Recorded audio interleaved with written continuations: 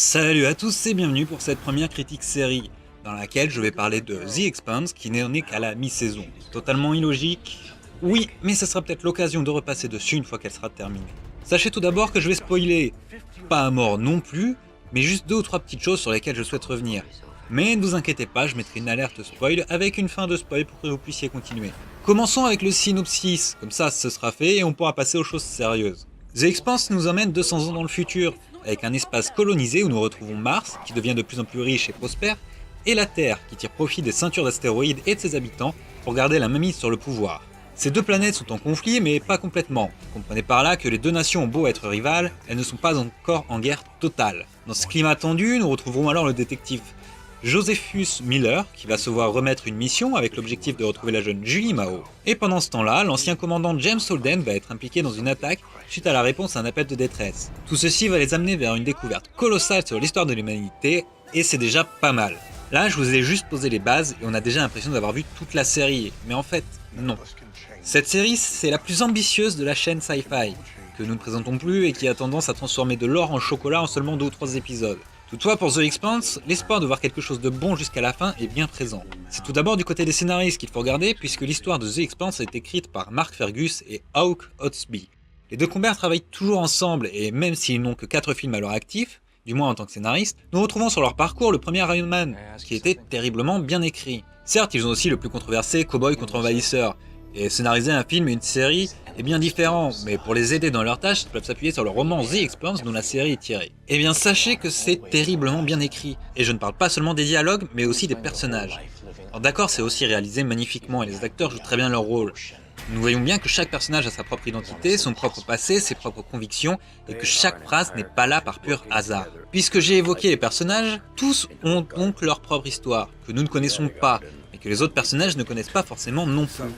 Chacun ayant ses petits secrets dont certains sont révélés au fil du temps et permet alors de comprendre des paroles entendues plus tôt dans l'histoire.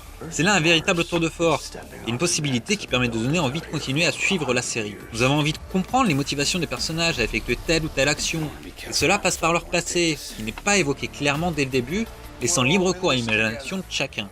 De plus, avec des personnages très nombreux, nous aurions pu nous retrouver devant quelques importants détaillés, d'autres bâclés, et ce même s'ils sont intéressants. Il n'en est toutefois rien, chaque personnage, aussi inutile soit-il, se retrouve suffisamment mis en avant pour que nous ayons connaissance d'informations essentielles, tout en gardant une certaine part de mystère à son sujet, sans pour autant que cela soit expédié en l'espace de quelques secondes. Cette approche permet d'attirer la curiosité donc, mais aussi de prendre plus humain ceux que nous regardons à travers l'écran. Alors oui, ce sont des humains de base, mais ce que je veux dire par là, c'est tout simplement que ça les rend plus comme Monsieur Tout-le-Monde, et non pas comme des personnes à qui il ne peut rien arriver. Car s'il y a bien une chose que la série nous apprend très vite, c'est que même des personnages qui semblent importants peuvent mourir. Et ce, n'importe quand pour n'importe quoi. Alors oui, on aura tous notre tête aux claques. Ceux ou même ces personnages à qui on veut juste mettre une bonne grosse mandale dans la tronche. Nous avons quand même envie de les voir survivre, pour apprendre à les connaître. Maintenant que j'en ai terminé avec la réussite des personnages, il serait peut-être temps de passer au scénario en lui-même. Et à cette première moitié de saison, sous haute tension. Si nous savons que le détective Josephus Miller et le commandant James Holden devront finir par se rencontrer, et par conséquent ne pas mourir avant cela, nous sommes bien loin du synopsis officiel, du moins pour l'instant. Alors certes, le destin des 2 hommes et de leurs compagnons est lié à Julie Mao, et tout ce qu'on nous propose transpire la conspiration.